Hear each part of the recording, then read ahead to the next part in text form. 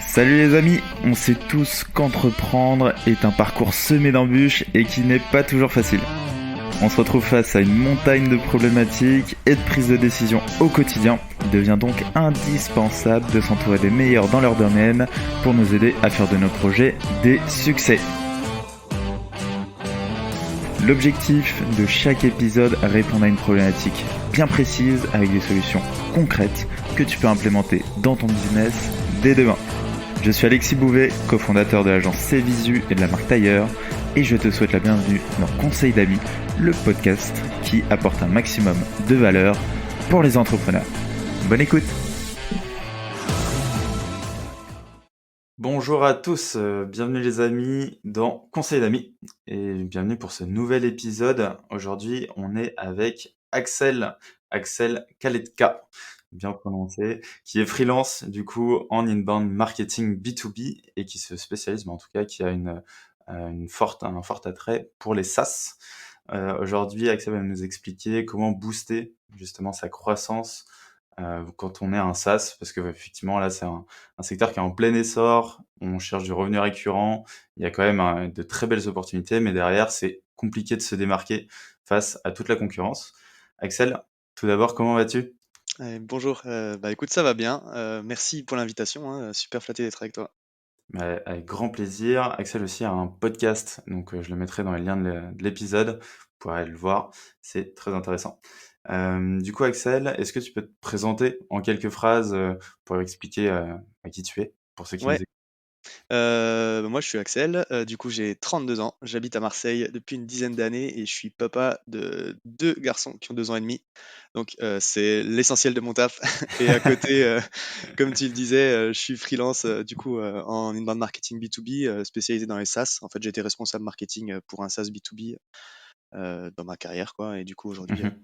j'accompagne les SaaS dans la mise en place de ce type de stratégie. Trop cool, génial. Pour avoir une petite piqûre de rappel, qu'est-ce qu'un SaaS? Alors, bah, ouais, ça fait déjà plusieurs fois qu'on le dit. SaaS, ça veut dire, Software as a Service. Donc c'est un logiciel en tant que service. En gros, c'est un modèle commercial où le logiciel, il va être hébergé, dans le cloud, en fait, sur des serveurs à distance, par opposition au traditionnel logiciel, on-premise qui était, installé sur ton ordinateur, quoi. Et donc pour lequel tu achètes une licence, quoi. Bon là, c'est devenu vachement répandu parce que, bah, on le voit bien, en fait, avec un SaaS, tu peux accéder au logiciel de n'importe où, n'importe quel ordinateur, n'importe quel téléphone. Puis avec la crise sanitaire qu'on a traversée, on voit bien, l'intérêt de pouvoir travailler à distance, quoi. Donc c'est pour ça que ça se développe vachement, en plus de quelques avantages évidemment, parce que tu as moins de coûts d'infra, ça il y a des mises à jour qui sont faites très régulièrement, donc ça évolue très vite, qui sont gérées par l'éditeur.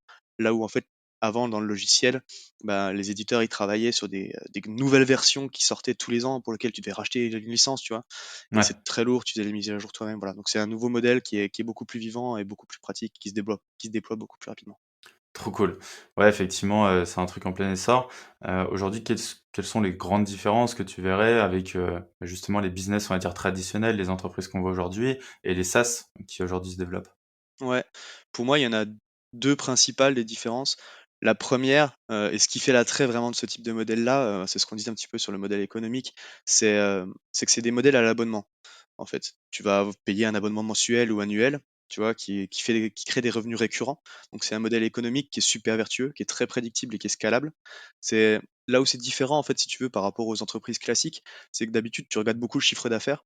Heu et quand tu fais du SaaS, tu regardes beaucoup ce qu'on appelle le MRR ou l'ARR. Donc c'est le revenu récurrent mensuel ou le revenu récurrent annuel, le x12 du MRR quoi.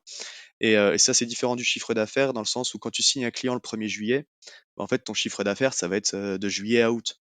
Quand tu prends l'ARR, c'est ce que te rapporte ce client-là sur une année. Et en fait, tu projettes ça, sur des montants, comme ça qui sont ta durée de ton abonnement en fait. Et donc ça te donne en fait des modèles qui sont très prédictibles. Et là où c'est intéressant, c'est parce que si tu as 100 clients à l'abonnement, normalement il y a pas de il y a peu de chances que tu te retrouves avec zéro l'année d'après. Tu vois, même si tu perds 1 ou 2 de tes clients, ce qu'on appelle le churn, tu sais que si tu fais 100 000 € avec ces 100 clients sur l'année 1, en fait, tu es sûr d'avoir 100 000 € l'année prochaine de revenus quasiment, et tous les nouveaux clients, ils viennent s'empiler là-dessus. Donc ça te fait une courbe de croissance qui est exponentielle en fait. Là où chaque année, quand tu as un e-commerce, tu fais une marque de fringues, si tu as une collection qui est pourrie, bah, potentiellement, tu peux rien vendre, quoi. Donc voilà, c'est ce modèle-là à l'abonnement, qui est super, vertueux et par contre, ça a une composante qui est super importante, c'est que ça met le client vraiment au centre, de ton attention parce que les clients, ils sont dans un système de réachat permanent où en fait, à chaque fois que l'abonnement, il se renouvelle, bah, c'est comme s'ils rachetaient ta solution, tu vois? Ouais. Donc c'est important qu'ils réussissent leur projet, qu'ils réussissent à mener leur projet avec ta solution. Et donc ça, c'est des enjeux qui sont très particuliers au SaaS et tu vois bien que c'est un écosystème qui l'a bien compris parce que c'est là sont nés les nouveaux postes, on va dire, de Customer Success Manager, tu sais, donc des gens qui sont là pour accompagner les clients dans l'utilisation de la solution. Et puis il y a plein de types de contenus, qui sont créés pour ça aussi. Tu vois, bah, HubSpot, Pledzi qui ont des académies avec, des guides utilisateurs, des formations certifiantes, enfin bref, plein de contenus qui sont là pour venir t'aider à mieux utiliser la solution. Donc ça, c'est un vrai enjeu, quoi. Et donc la deuxième chose que je voulais dire, ce qui fait la particularité des SaaS, c'est que, bah, c'est internet. C'est ce qu'on disait, c'est dans le cloud, donc c'est un écosystème qui doit être ouvert, en fait. Tu as beaucoup d'échanges d'informations qui se fait entre les différentes solutions, via des API notamment. Et donc ça, c'est quelque chose qu'il faut vraiment comprendre quand tu fais du SaaS et c'est un virage que les éditeurs traditionnels avant qu'ils aient, du on-premise ont eu du mal à prendre. C'est qu'en fait, tu es dans un écosystème ouvert. Il faut que les applications échangent des informations entre elles. Et donc, si toi, tu fermes un petit peu ce chemin-là, ben, tu rends la vie compliquée à tes clients et du coup, ils vont aller ailleurs, tu vois? Et du coup, c'est vrai que quand tu faisais avant un logiciel qui vivait tout seul, bah, tu avais plutôt tendance à vouloir, garder les informations chez toi, tu vois? Être un petit peu fermé et garder l'utilisateur dans ton logiciel pour qu'il fasse tout dans ton logiciel. Aujourd'hui, ce qui fait la puissance des startups, et des SaaS, c'est qu'au contraire, tu as des solutions qui commencent en général par être très spécialisées sur un petit point, mais qui vont venir s'intégrer avec d'autres solutions pour compléter tu vois, le service rendu. Et donc cet aspect-là d'écosystème très ouvert, c'est vraiment quelque chose qui a changé un petit peu le monde du logiciel aussi. Et du coup, les éditeurs traditionnels qui ont du mal à prendre ce virage-là, ils ont beaucoup souffert justement de cette espèce, d'ouverture des échanges et des données, quoi. Mmh.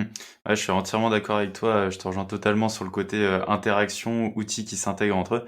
Bah, là, on le voit beaucoup sur la partie automatisation et Ouais. cetera. Même, aujourd'hui, tu as des services qui te proposent des sortes de stacks d'outils où ils disent: «OK, bah, nous, on vous donne une sorte de machine complète où il y a des intégrations entre plein de spécialistes dans un domaine», quoi.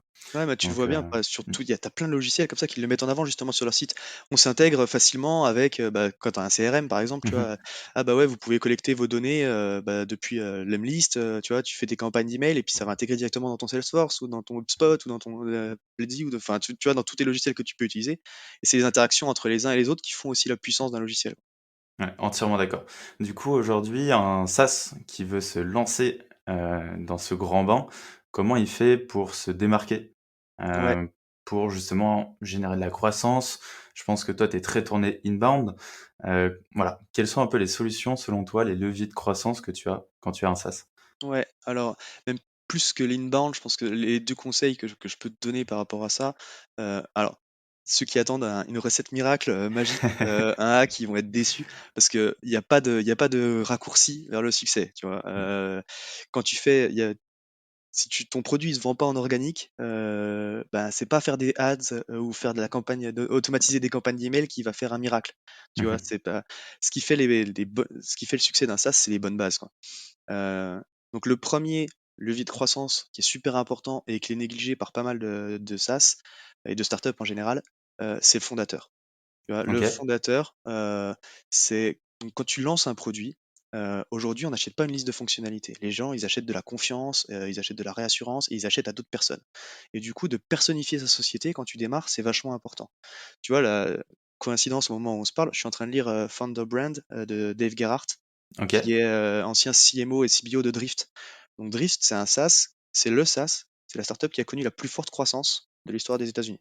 D'accord. Ils font quoi, Heu Drift? tu sais, ils ont inventé le conversational marketing. Donc c'est les échanges, un peu par chatbot, tu vois? Qui ont été, pour remplacer les Ah, trop formulaires bien. qu'il y avait sur les sites internet. OK. Et du coup, ils ont avant de lancer leur produit, ils ont travaillé pendant 6 mois, 1 an, pour créer la marque personnelle du fondateur, qui était David Cancel, qui avait déjà un petit réseau sur Twitter, quoi. Et donc ils ont mis en place une stratégie de contenu sur Twitter, sur LinkedIn et un podcast pour créer une marque forte, autour de David Cancel. Et quand ils ont lancé Drift, en fait, ils avaient déjà une communauté qui était énorme et qui a considérablement accéléré la croissance de la startup. Donc le premier levier, Je dirais que c'est le fondateur. Aujourd'hui, tu plus besoin, si tu veux, de payer des médias, de payer la télé, de payer des journaux pour qu'ils parlent de toi, de ta startup. Tu as les réseaux sociaux qui sont un levier, formidable où tu peux prendre la parole et souvent on entend: «Ouais, mais moi mon sujet, il est pas intéressant», ou alors, «Ouais, je vais pas parler, de signature électronique toute la journée» ou «Je vais pas parler», tu vois? Et ouais, mais en fait, quand tu es fondateur, oui, tu as ton produit, tu vois? Il faut enfin, tu parles pas de ton produit, mais tu parles des problématiques du secteur, et puis après tu parles aussi de ton parcours d'entrepreneur, tu vois? Et ça parle à plein d'autres gens et donc tu as un levier de croissance qui est formidable là-dessus et du coup, tout ce que tu peux documenter sur, les problématiques métiers, bah, sur les sujets sur lesquels tu travailles, comment ton logiciel il vient répondre à ça et puis après, ben, ton parcours d'entrepreneur, ça va venir traduire, tes valeurs, ça va venir mettre en avant, bah, ta proposition de valeur, donc ce que tu peux apporter au marché, les problématiques que tu traites et tout. Et donc tu vas fédérer à la fois, une communauté qui peut devenir des clients ou qui peut te rendre visible auprès de clients. Et puis après, ça va aussi donner éventuellement envie à des talents de te rejoindre parce que tu auras partagé ton histoire, tes valeurs et tout, puis on aura l'impression bah, de te connaître, quoi. Donc ça, c'est le 1er point, je pense que c'est quelque chose qui est un petit peu sous-estimé et pas forcément assez utilisé, c'est la marque personnelle du fondateur, des fondateurs, ou trices d'ailleurs, hein, on va pas faire de discrimination. Et donc voilà, ça c'est le premier truc. Et après, j'allais dire effectivement, globalement, ce qui fait la différence, c'est c'est la compréhension de la cible, du besoin et puis le positionnement de ton SaaS. Beaucoup, on a envie souvent on a envie de parler, tu vois, des fonctionnalités, ou des bénéfices technologiques parce qu'on est dans la tech, tu vois, donc on est le plus rapide, le plus puissant, ou alors c'est les dernières technologies du cloud. Et, tu vois, tu as des mots-clés comme ça qu'on a beaucoup vus, genre l'intelligence artificielle, tu vois, des trucs comme ça. Et souvent, c'est un peu bullshit d'ailleurs, au final derrière. Et on oublie de parler du service rendu, de qu'est-ce que tu apportes, comment tu sers ta cible, à quelle problématique tu réponds, tu vois? Et c'est vraiment ça, la compréhension du besoin et le positionnement du produit qui fait que tu vas décoller. Tu vois? Je vais prendre un exemple, c'est ConvertKit. Je sais pas si tu connais? ConvertKit, non, je l'ai pas en tête. C'était, en fait, c'est un mec, j'ai oublié le nom du fondateur, donc pardon pour lui, mais si tu veux, c'était un créateur de contenu, il utilisait Mailchimp, pour gérer sa newsletter, qui est, le mastodonte du marché, tu vois? Et mais il trouvait que ça servait pas bien ses besoins à lui, en tant que créateur de contenu. Et c'est peut-être Mailchimp, tu vois, c'est peut-être 12 millions d'utilisateurs, donc c'était 62 de part de marché, je crois. Et donc énorme. Mais il s'est dit: «Ouais, les créateurs de contenu, comme moi, ils sont pas forcément bien servis par ça». Et du coup, il a créé un service un petit peu différent de Mailchimp, spécialisé, niché sur les créateurs de contenu, pour les besoins des créateurs de contenu. Et donc c'est ça que j'entends quand tu dis la compréhension de sa cible, du besoin, du positionnement de son SaaS, c'est qu'il a fait concurrencer Mailchimp, c'est pas possible, tu vois? Mais en même temps, prendre l'axe des créateurs de contenu, et ben, ça lui a donné, un levier de croissance intéressant. Et il a été prendre, je sais plus, un pouillème de pourcentage de part de marché à Mailchimp, tu vois? Mais, avec 36 000 utilisateurs, il faisait plus de 2 millions de MRR, donc de revenus mensuels. Donc tu Waouh, vois, incroyable. et c'est en croissance parce que ça Mmh. c'est en train de bien prendre. Et quand tu fais, 2,3 millions de MRR au moment où j'avais lu, son histoire, tu vois, bah, tu fais déjà 24 millions annuels. Donc, Ouais, c'est donc ça monstrueux. fait déjà une belle boîte, quoi. Mmh. Et donc voilà, c'est le positionnement, la compréhension du besoin, tu vois? Et de comprendre vraiment ce que tu apportes à ta cible, qui vont faire la différence, quoi. Trop cool, ouais. Ouais, ouais. En vrai, c'est top, les 2 points sont ultra intéressants. Effectivement, le branding, comme tu l'expliquais, créer une communauté en amont. T'en as pas mal qui faisaient ça, tu vois? Par exemple, Guillaume de Lemlist aussi, pareil, Ouais, bah, voilà, Lemlist super exemple. Family, et cetera. Donc ça marche très, très bien et c'est drôle de l'avoir avant même de monter la boîte. Je trouve que c'est une stratégie qui est assez intéressante, et qu'il faut absolument, exploiter au maximum et En fait, c'est ouais, dis-moi? pardon, j'allais dire, c'est la puissance du contenu, tu vois? En Ouais. fait, où tu vas effectivement, démontrer ton expertise, tu vas créer de la confiance et puis, tu capitalises sur le long terme, en fait. Parce que quand tu prospectes ou que tu fais de la publicité, payante, ben, en fait, tu as un effort, qui est toujours reproductible pour avoir le même nombre de clients. C'est-à-dire que pour avoir, 100 clients, prospectés, tu vas toujours devoir reproduire le même type d'action. Alors que quand tu fais du contenu, bah, tu capitalises sur le long terme parce que ce que tu as créé au tout début, 6 mois après, 1 an après, c'est toujours là et ça continue à t'amener des opportunités et à créer de la confiance, quoi. Mmh. Ouais, puis tu as un levier, exponentiel quand même qui est assez intéressant et derrière, ce que tu disais aussi, c'est bien de se focus sur les problématiques, comprendre son persona, comprendre ce marché et apporter de la valeur. Donc c'est aussi une autre démarche que l'outbound où tu peux être peut-être un peu plus vendeur, mal vu, etc. À l'inverse, quand tu proposes du contenu, tu as quand même ce côté bienveillant, empathique Mmh. qui se met en avant, quoi. Et puis ça peut servir ton outbound, hein. Tu vois, tu peux faire une campagne de Totalement, ouais. prospection outbound, vers un webinar, vers des contenus, tu vois? Enfin et venir appuyer du coup ta démarche, quoi. Exactement. Génial. Est-ce que tu as, Axel, du coup, un dernier petit conseil d'amis pour ceux qui nous écoutent? Ouais, bah, le conseil d'amis qu'on peut donner à un fondateur de SaaS, c'est vraiment de mettre son produit le plus tôt possible, aussi dans les mains de sa cible. Il y en a trop qui font cette erreur-là, en fait, d'avoir une idée, de penser que c'est génial, que ça répond à un problème, de construire un produit et après ils veulent le lancer, quoi. Alors quand tu l'essaies là, tu te rends compte qu'en fait ça marche pas et c'est 42 des startups qui échouent, c'est parce que le produit ne répond pas à un besoin du marché.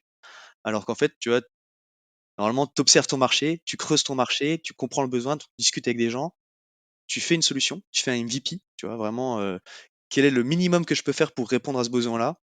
Et puis là directement tu le mets dans les mains des gens, tu reçois des retours et tu vois si ça prend, quoi.